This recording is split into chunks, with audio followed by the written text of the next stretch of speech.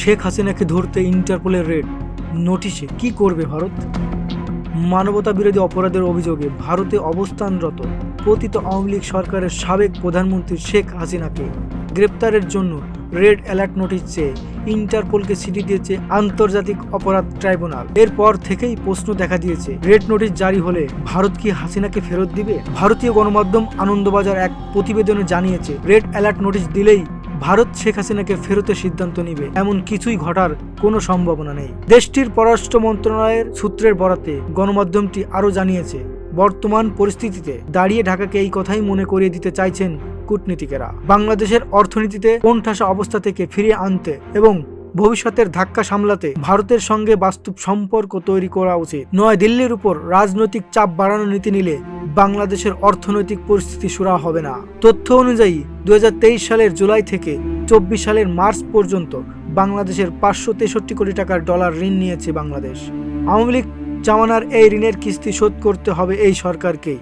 আপাতত বিদ্যুৎ বকেয়ার বিষয়টি নিয়েই চাপে রয়েছে বাংলাদেশের অন্তর্বর্তী সরকার। একই সঙ্গে 7 নভেম্বরের মধ্যে বকেয়া না মেটালে সরবরাহ বন্ধ করার হুমকিও দেওয়া হয়েছিল। তবে বকেয়ার কিছু অংশ মেটাতে পেরেছে, এখন অনেকটাই বাকি।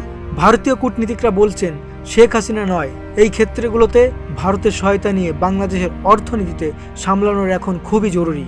বাংলাদেশ আর্থিকভাবে দেউলিয়া হয়ে পড়লে তা ভারত সহ গোটা দক্ষিণ এশিয়ার পক্ষেই চ্যালেঞ্জ হয়ে দাঁড়াবে। দিল্লির মতে এই কোণঠাসা পরিস্থিতিকে ভারতকে চাপ দেওয়ার চেষ্টা না করে বরং ভারতের সহায়তা নিয়েই অর্থনীতিতে কিছুটা চাঙ্গা করার লক্ষ্যে হওয়া উচিত ইউনূস সরকারের। এর আগে গত অক্টোবরে শেখ হাসিনা সহ পলাতকদের গ্রেপ্তার করে আগামী 18 নভেম্বরের মধ্যে ট্রাইব্যুনালের উপস্থিত করার জন্য নির্দেশ দিয়েছে আদালত। আন্তর্জাতিক অপরাধ ট্রাইব্যুনালের চিফ প্রসিকিউটর তাজুল ইসলাম বলেছেন, ফরমালি আমাদের পক্ষ থেকে ওয়ারেন্ট ইস্যু চলে গেছে বাংলাদেশের পুলিশের সদর দপ্তরে। গত মাসেই ভারত সরকার নিশ্চিত করে জানিয়েছে যে শেখ হাসিনা তাদের দেশের অবস্থান করছে।